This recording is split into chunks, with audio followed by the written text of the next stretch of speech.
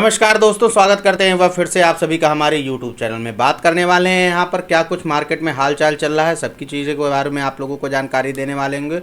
और साथ ही साथ में आप लोगों को बताएंगे कि अब आप लोगों का ये जो मार्केट है, कल की वीडियो बनाने के बाद से आप देखिए यहाँ पर कल जो मार्केट का हाल था और परसों जो मैंने वीडियो बताया था वहाँ पर जो मार्केट का हाल था और आज की स्थिति को आप मिलान कीजिए तो आप लोगों को काफ़ी एक बड़ा अंतर दिखाई देगा।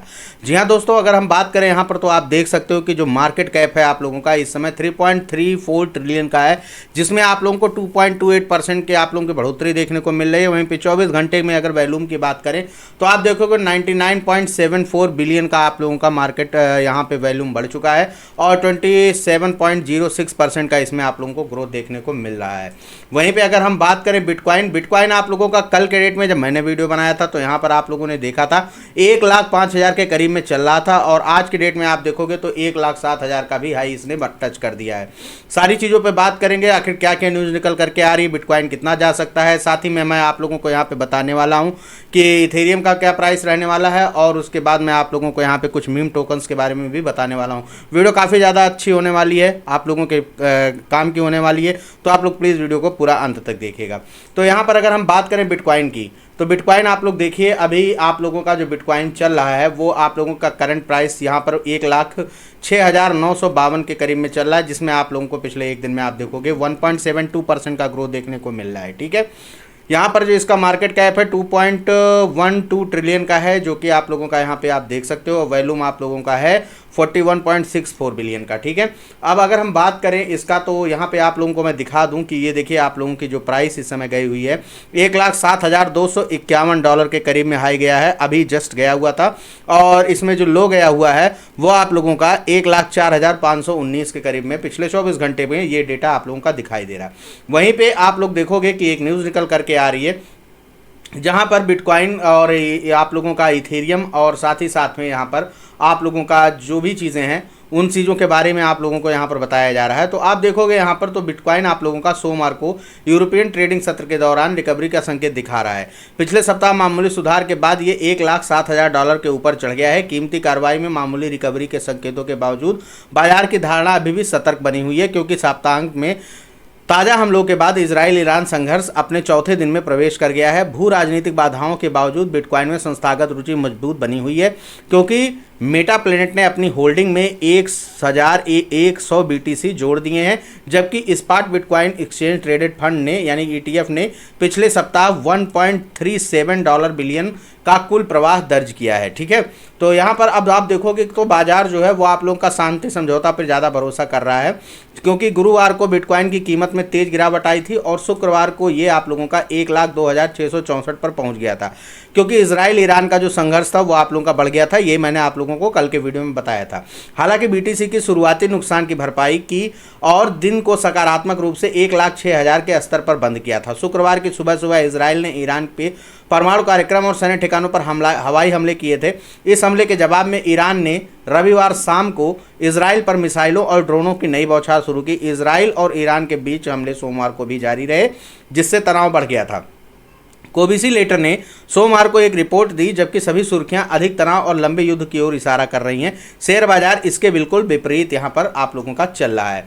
रिपोर्ट में कहा गया है कि इक्विटी बाजार में तेजी आई है, जिसके बाद तेल की कीमतों में तेजी आई है, जबकि सोमवार को सोने जैसे सुरक्षित संपत्तियों में भी गिरावट आई थी। लेकिन BTC जैसी जोखिम भरी संपत्तियों ने भी इस जोखिम भरे समय में भी सोमवार को थोड़ा सा सुधार आप लोगों को होते हुए देखने को मिला था बिटकॉइन में, जबकि जो सुरक्षित संपत्ति मानी जाती है आप लोगों की सोने में आप लोगों को गिरावट दर्ज हुई थी, जबकि BTC आप लोगों का यहाँ पर संभलता हुआ दिखाई दिया था सोमवार को। ठीक है, वहीं वे विश्लेषक क्या कह रहे हैं कि यदि बाजार वास्तव में दीर्घकालिक संघर्ष के बारे में संकेत दे रहा है तो तेल की कीमतें पहले ही $100 प्रति बैरल से ऊपर पहुंच चुकी होती हैं और निष्कर्ष निकालते हैं कि वर्तमान में ऐसा प्रतीत होता है कि बाजार को विश्वास है कि शांति समझौता निकट है। ठीक है, तो आप लोगों को ये पता है कि शांति समझौता यहाँ पे काफ़ी निकट है। एक न्यूज़ आप लोगों को यहाँ पर देखने को मिल रही है एक ट्विटर हैंडल के माध्यम से, और उसके बाद से आप लोगों को यहाँ पे मार्केट जो है वो ग्रीन होता हुआ दिखाई देता है। ठीक है, अब बिटकॉइन की जो संस्थागत मांग है वो काफ़ी ज़्यादा मजबूत बनी हुई है। बिटकॉइन अभी देखिए आप लोगों ने कि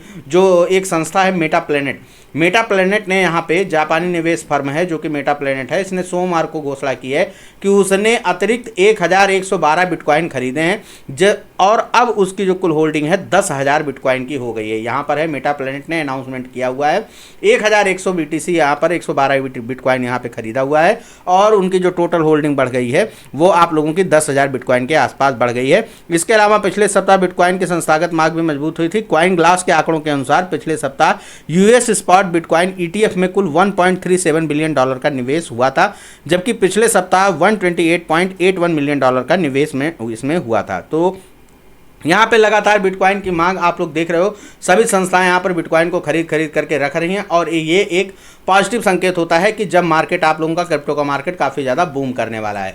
तो ये तो रही बिटकॉइन का हाल। अब मैं आप लोगों को यहाँ पर बता रहा हूँ आपके डोज कॉइन का, शिबा का और पेपे का। ठीक है, यहाँ पर क्या हाल रहने वाला है ये भी मैं आप लोगों को यहाँ पर पिछले 6 दिनों में क्या कुछ हुआ है वो बता दूँ। तो सबसे पहले डोज कॉइन की बात कर लेते हैं। डोज कॉइन में सोमवार को प्रेस टाइम पर डोज कॉइन जो लगभग है 1% का बढ़त के साथ हरे रंग में ट्रेड कर रहा है, क्योंकि ये जून में सबसे कम क्लोजिंग प्राइस के द्वारा बनाए गए 0.1710 के सपोर्ट लेवल से उछल गया है। ठीक है, इस सपोर्ट लेवल से ऊपर की ओर चला गया है। संभावित ट्विजर बॉटम के साथ डोज कॉइन इस लेवल से अपने दूसरे टर्न अराउंड के लिए तैयार है, यानी कि दूसरी बार आप लोगों का यहाँ पर टर्न ले सकता है और ये जो है 0.1987 के नेक लाइन के साथ डबल बॉटम पैटर्न की संभावना को ट्रिगर कर सकता है, जो 10 जून का समापन मूल्य है। इस प्रकार डोज इस स्तर पर तत्काल प्रतिरोध का परीक्षण करने की क्षमता दिखाता है।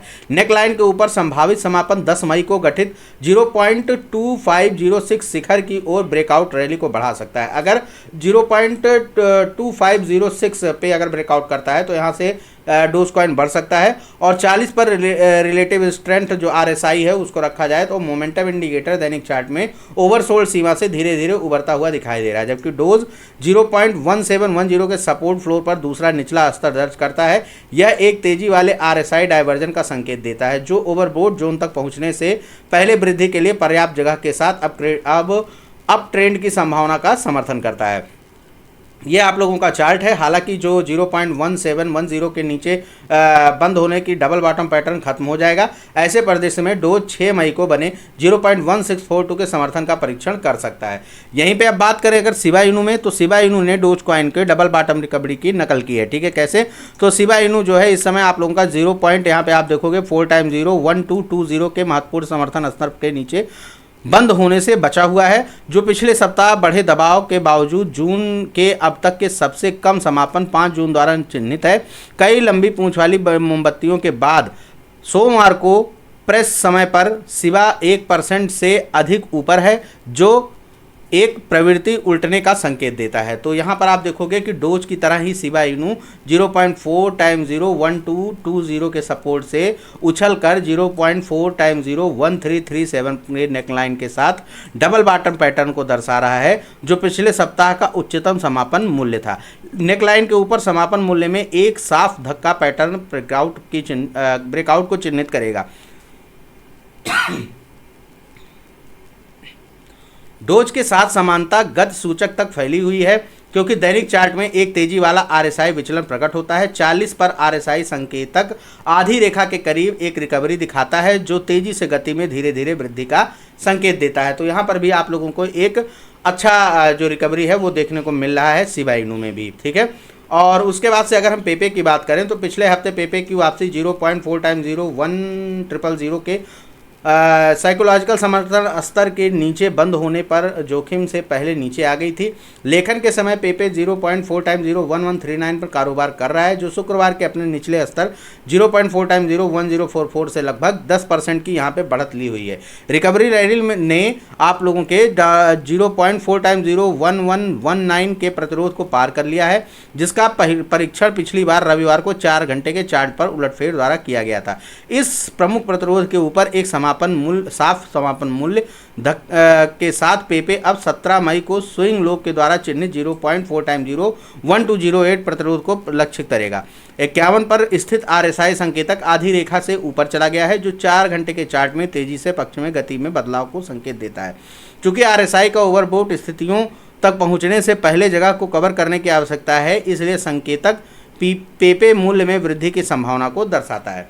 तो ये आप लोगों का न्यूज़ निकल करके आ रहा, और सभी न्यूज़ इस समय आप लोगों के पॉजिटिव। मैं कहता हूं दोस्तों कि आप हमेशा मार्केट को देखा करो, मार्केट में चल रहे न्यूज़ को देखा करो, और जैसे ही आप लोगों को यहाँ पर एक ठीक ठाक गिरावट देखने को मिले तुरंत अपने आप को इन्वेस्टेड कर दो, ताकि आप लोग यहाँ से अच्छा खासा प्रॉफिट जनरेट कर पाओ। अगर आप लोग ऐसा करते रहते हो तो आप लोगों को यहाँ से अच्छा खासा प्रॉफिट मिल भी सकता है। जी हाँ दोस्तों, अगर आप लोग यहाँ पर नहीं, आप लोगों को कुछ आता है, अगर आप लोग ये सब कुछ चार्ट वगैरह बनाना नहीं जानते हो, RSI क्या होता है और सारी चीज़ें क्या होती हैं, अगर आप लोग ये सब बनाना नहीं जानते हो तो सिंपल सा आप लोग न्यूज़ पे अपनी नज़र रखा करो। आप लोगों को यहाँ पर किसी भी और चीज़ के सपोर्ट की ज़रूरत नहीं है। आपको इतना पता है कि जब मार्केट में कोई भी बुरी न्यूज़ आती है तो आप लोगों का यहाँ पे मार्केट गिरता है, और जैसे ही धीरे धीरे न्यूज़ अच्छी आनी शुरू होती है आप लोगों का मार्केट रिकवर हो जाता है। तो ऐसे में जब आप मार्केट गिरती हुई हालत में हो, गिर जाए मार्केट, उसके बाद से आप लोग यहाँ पे इन्वेस्ट कर दो, और उसके बाद से जैसे जैसे मार्केट रिकवर हो जाए, जितना आप लोगों ने सोचा है उतना प्रॉफिट जब आप लोगों को मिल जाए तो उसके बाद से आप लोग वहाँ से निकल जाओ। बस ये है